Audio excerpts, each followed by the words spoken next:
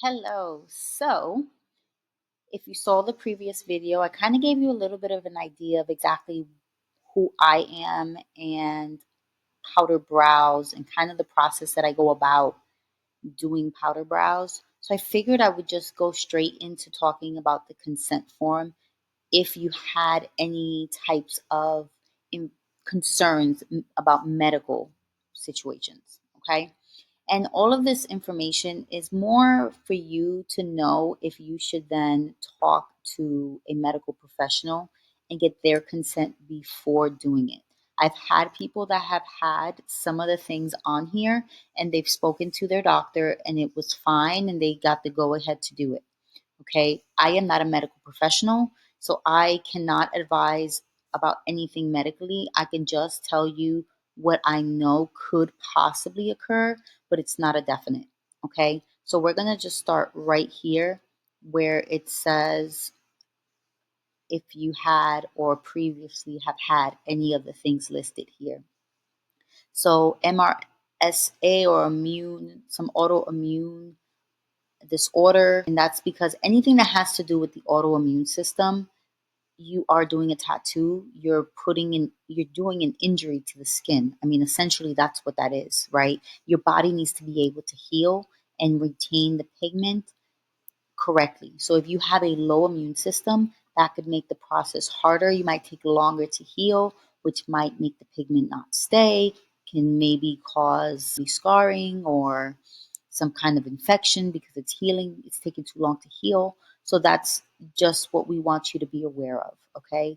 Keloid formation. There's people that have keloid, they've had surgery, but they have tattoos and never keloid. So that's something that can still happen because, again, it's injury to the skin. And if you're someone who doesn't heal properly and you keloid, there is that possibility of it happening. Might be a very low chance, but you have to be aware that it's a possibility.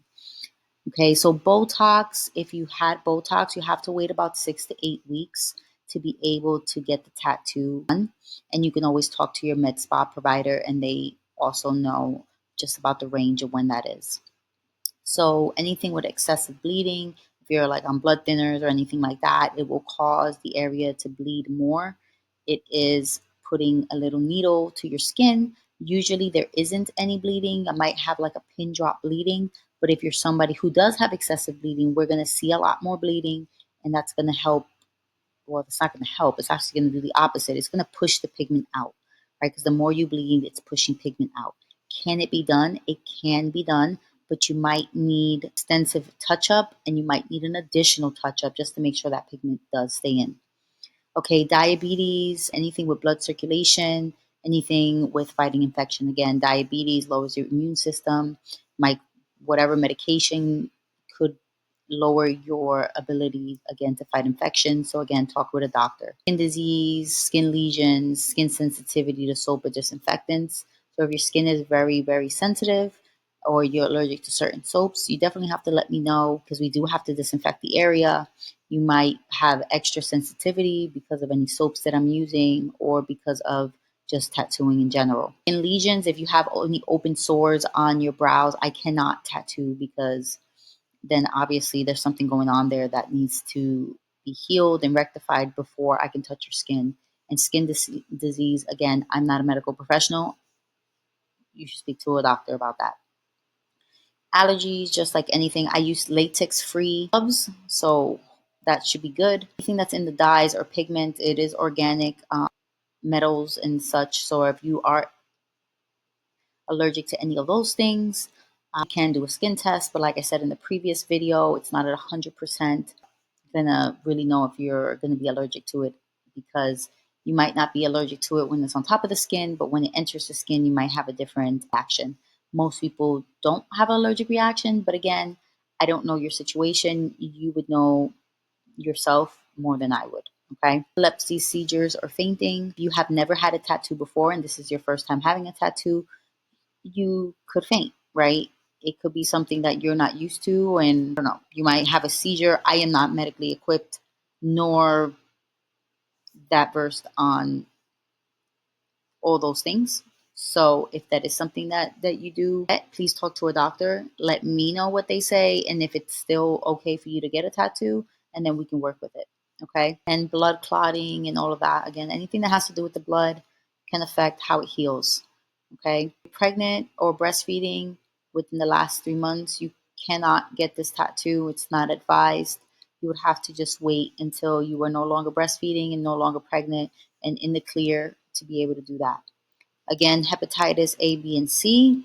If you have, then we will not be able to continue. Skincare products. So we advise that you do not wear any of these things for about a month because it does affect the layers of skin, and also after as well, because these type of products have your skin peel even faster. You definitely, if this is something that you do like to use after being off of it for a while and then you want to be back on it, you cannot put it on your brows. It will, again, increase the chances of your brows peeling faster and shedding faster, and it'll kind of defeat the purpose. Tanning, so that has to do with skin sensitivity. Tanning, right, is excessive. It's not like it's pretty much like you're being sunburned. And sunburned, right, you're adding inflammation to the skin, which can cause it, again, not to heal properly, extra sensitivity. It's just not a good mix. And also, you don't want to tan after you get the procedure done. Again, UV lights affect the radiation that, from the sun does affect the fading of your tattoo. So if you really want to keep it so that it can last for a very long time, you're going to have to put sunscreen on it just to protect it. And that's the same thing with any tattoo if you want it to last and look vibrant and look the way it's supposed to. If you've eaten for the last 4 hours, that doesn't make a difference for me. I still, your stomach might grumble while you're laying there, but it's really not something that I'm too concerned about. So these are some of the state regulation stuff that we have to put in here just to make sure that you know about the information, and you are going to be provided with the aftercare instruction in the hard copy that I'm going to give you after the procedure, so that you have it with you, and it just tells you the different stages. I have you dry heal, so I don't want you to put any lotions or anything on, especially if your skin is oily, so that it can just stay in as long as it can and then shed on its own. uh, any discomfort, swelling, redness, you are going to feel a little bit bruised the next day. And that's just because, again, it's trauma to the skin.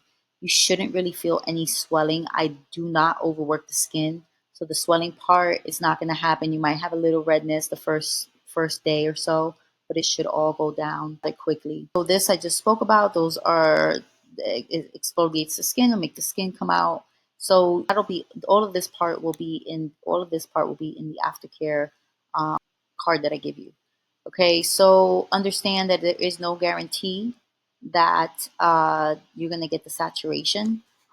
They want us to say that. Again, I told you that I will guarantee that I will continue to work to do a touch up until you get the saturation. By the third time, it should be 100% exactly the way you want it. If it's not, then it could just be the way that your skin heals. Okay. Permanent makeup procedures. Yeah. So if you get a permanent makeup procedures, they say that you need to, and you're going to schedule a MRI, that you need to tell the doctor. And remember, the pigment is metal. It has metals, right? So MRIs have to do with the whole electric magnets and stuff. So it affects it somehow. So you just speak to your doctor. Responsibility, specific colors. So it is your responsibility about the. Sorry, I have my Grammarly popping up about the specific color. So we are gonna work the color. So the great thing with the touch up is that if the color heals on your skin a little differently than you were expecting, that's why I always prefer to go lighter than darker on the first time, just to see how your skin takes it. Because sometimes it does heal a little darker, and the touch up we can adjust. But the shape and positioning, like I told you, that same day, we're gonna spend about an hour. We could spend less depending on how you feel, but we are going to make sure that it is what you want. Okay. And so you got to understand the pigment color could change over time, right? You're going to need a touch-up session within the 60 days to make sure everything's good. So there are risks, just like any type of procedure, right? You can get infections, misplacement of pigment, poor color retention, hyperpigmentation. Hyperpigmentation is when the skin gets darker because of trauma to the skin. So if you are somebody that gets scar and your scar feels very dark, that's hyperpigmentation. Again, this type of tattoo is not that deep in the skin and it rarely ever happens from my experience, but it's not that it can't happen, okay? So the touch up is highly recommended. Again, we spoke about that because I want to make sure that how you heal is, I don't know how you heal. So the touch up allows me to make any of those adjustments. And so this is the price range. Right now, we have a promo going on, so that's not the price, but realistically, it is a tattoo. So if you ever had gotten a tattoo on your body, you know that it is expensive. It is not meant to be a cheap fix, right?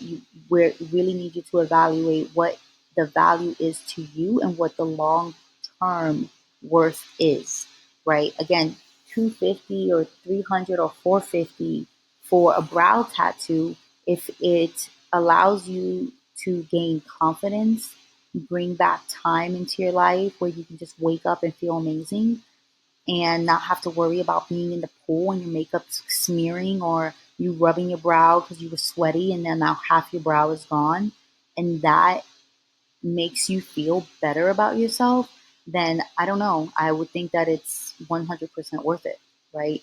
Uh, so that's really a decision that you have to make, and I am more than happy to talk with you about it and help you make that decision. But price, it's really, kind of what it is. It's a tattoo. You got somebody putting something permanent on your face. You don't want to go to somebody who's going to do it for $50 or $100 because that just means that they don't think that they're worth it, right? So it's kind of one of those things you got to think about. And then personal appearance release. So this is important for your artist because you found your artist because they were able to post pictures and you gained confidence in your artist because of that, right? So it's kind of one of those things that we need in order to keep going. And also, a lot of the times with the promos, it's kind of an expectation because of the price being discount, and we're kind of using it to be able to promote more and get our names out there and help other people make that decision, just like you, who want to one day, get their brows done, but they don't know the artist and they want to gain trust, and we can't provide the same help that we provided you if we can't then share your work. If for whatever reason you do not want your face posted, we have ways of just covering your eyes, or you can hold a mirror to kind of block the area. But it's really helpful if you do allow us to be able to photograph and take before and after pictures. Because sometimes seeing the before and after really makes you understand, the value that you just did. So this is the aftercare that I talked about. The distilled water, you don't have to worry about that too much. But hot sauna, anything that makes the skin excrete, you need to stay away for 30 days and kind of let it be. Is what I say. Just let it heal. Okay. And this is the before and after consent form, just saying that everything is good. And please, no alcohol before the procedure, because alcohol would mean that you're impaired, and it's not good for the artist, because then the claim could be that maybe you were not consenting of the tattoo and didn't know what was going on. So we are definitely able to deny you if we feel that you are impaired, and that's just for our safety and legal reasons as well. The Department of Health does not want us to do tattoos on anybody who is impaired. Anything else? I don't think I missed anything. Also coffee. So if you can try not to drink coffee before, and that's just because you might get jittery, and it also does cause you to bleed a little more. And that's really it. So let me know if you have any more questions in the comments. Please subscribe so you can see any other information that I'm going to put up that can help you. And I hope to see you soon.